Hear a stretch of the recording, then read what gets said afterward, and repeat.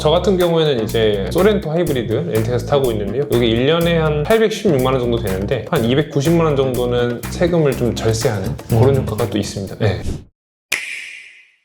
이번 시간에는 우리 차덕후 차세훈사님을 모시고 한번 이 업무용 승용차에 대한 이 이야기를 한번 해볼까 하는데요. 차에 관심이 워낙 많으시다고 들었습니다. 네. 제가 또 성이 차시기도 하고 또 한자로 수레차자를 쓰거든요. 그래서 차에 워낙 관심이 많습니다.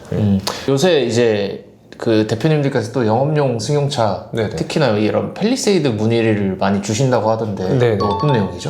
이게 그 최근에 현대차에서 우라만 팰리세이드라는 차를 출시했는데 그 차가 9인승이 새로 나왔습니다. 네. 특히 9인승이 버스 전용 차로를 6명 이상 타면은 뭐 탈 수 있다는 혜택도 있지만은 세금적으로도 좀 큰 혜택이 있거든요. 네. 팰리세이드를 그러면은 내가 신차를 사느냐 아니면 뭐 렌트 리스를 하느냐 이런 질문들도 연계해서 같이 하시고 있는데 네네. 그래서 오늘은 요 렌트랑 리스에 대한 비교를 한번 저희가 좀 해볼까 합니다. 그래서 렌트 리스가 어떤 차이가 있나요? 네, 일단 그 차를 사는 방법이 크게 세 가지가 있는데요. 첫째는 이제 내가 내 명의로 구매를 하는 거겠죠. 속된 말로 현금막치기라고 하는데, 그리고 이제 두 번째가 렌트가 있고, 세 번째가 리스가 있는데요. 오늘은 이 두 개의 차이점에 대해서 좀 얘기를 할 건데, 일단 렌트 같은 경우에는 그 영어 단어 뜻 그대로 차를 빌리는 그런 어떤 계약이라고 보시면 되고요. 이제 조금 디테일하게 들어가면은 거기에 뭐 수리 비용부터 해서 약간 케어 비용도 다 요새는 들어가서 세금 같은 것도 하나도 안 내고 그냥 렌트비만 내면은 차량을 운영할 수 있는 그런 형태의 계약이 있고요.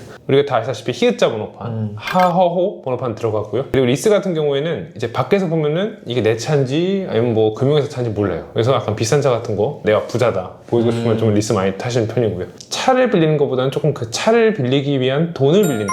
약간 이런 개념이라고 생각하시면 되겠습니다. 그럼 이제 쉽게 결론부터 얘기해보면 렌트랑 리스랑 세금 처리하는 데 있어서 차이가 있나요? 근데 사실 뭐 큰 차이는 없는데요. 다만 렌트냐 리스냐의 차이보다는 이제 법인 사업자냐 개인 사업자냐 그 부분에서 조금 차이가 있습니다. 그럼 뭐 개인 사업자랑 법인 사업자 둘 다 한도라든지 이런 부분들은 비슷한 걸로 알고 있는데 네네네.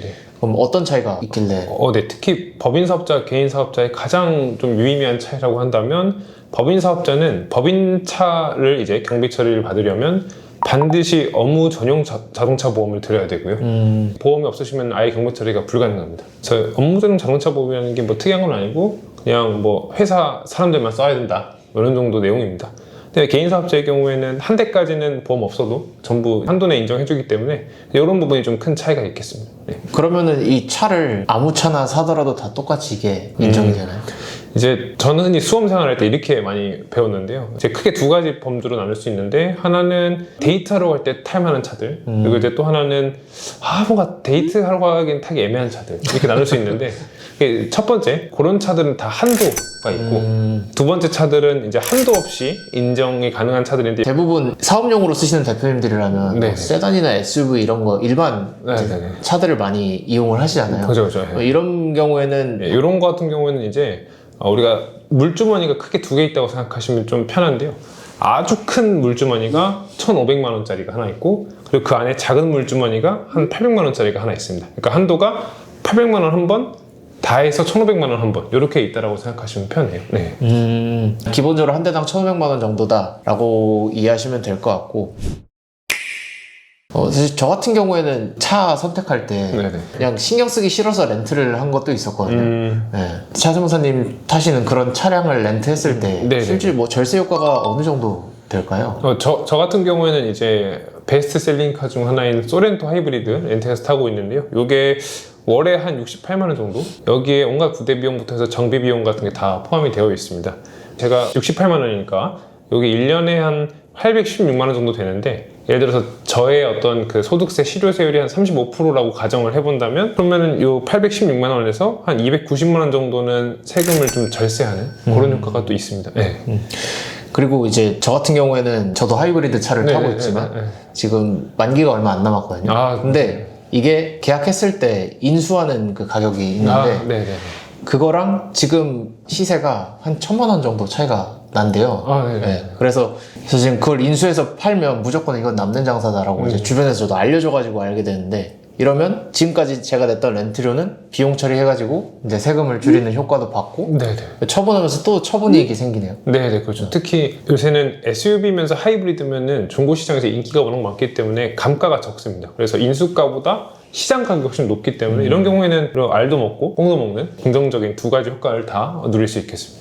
이게 뭐 사실 렌트라고 그런 건 아니고 리스도 어떻게 보면 마찬가지일 수 있는 건가요? 네네. 리스도 사실 뭐 인수할 수 있는 아예 그런 식으로 계약을 하셨다면은 충분히 내가 인수해서 중고시장에 파실 수 있으니까 가능합니다. 네. 다음 차량도 사실 이제 렌트를 생각을 하고 있기는 한데 한번 어떤 차가 좋은지 추천 좀 해주세요. 나중에. 네. 같이 나중에 한번 세무사님 차 추천하는 컨텐츠도 한번 같이 해보면 좋을 것 같아요. 진짜 간략하게 이 렌트랑 리스를 좀 비교를 해봤는데 요 내용 한번 좀 정리를 해주시겠어요? 근데 리스와 렌트 뭐가 유리하냐 불리하냐 결론적으로 뭐 차 나 오래 타고 그냥 제일 싼 거 사고 싶다 하시면 그냥 일시불 가시는 게 가장 싸고요. 당연히 싸고 근데 내가 차를 좀 자주 바꾸고 주행거리가 많은 편이다 라고 하면은 보통 렌트 경우에는 주행거리를 무제한으로 할 수 있기 때문에 렌트 하시는 편을 추천드리고 그리고 이제 차를 자주 바꾸고 뭔가 그 하허호 약간 좀 모냥 빠지는 좀 그런 게 또 중요하잖아요, 대표님들도. 그리고 그런 게 싫고 또 그냥 보증 기간에 수입차 타면서 자주 바꾸고 싶다. 이런 경우에 또 리스를 많이 하시는데요. 여기 조금만 더 한마디 더 드리면은 이제 리스 같은 경우에는 이제 물론 금융 리스냐 운용 리스냐에 따라 좀 달라지긴 하는데 이게 이제 내가 나중에 주택담보대출 받을 때 어쨌든 금융이기 때문에 부채이기 때문에 DSR 그러니까 나의 주택 매수를 위한 대출 어떤 그 한도를 잡아먹습니다. 그렇죠. 그게 이제 개인 부채로 다 잡힌다고 하잖아요, 리스는. 네. 그래서 뭐 운용 리스의 경우에는 잡히는 데도 있고 안 잡히는 데도 있다고 하는데 그거는 금융사별로 확인해 보셔야 될 것 같고 그래서 제가 드리고 싶은 말씀은 근시일 내에 내가 좀 집을 바꾸거나 집을 매수할 그런 가능성이 있다고 한다면 그 타이밍 때는 리스를 조금 참으시는 게 사실 뭐 렌트로 잠깐 오신다거나 이런 식으로 하시는 게 좋을 것 같습니다. 그런 거 다 이제 저희가 다 같이 봐드리고 하고 있죠. 아토세무역에서. 네.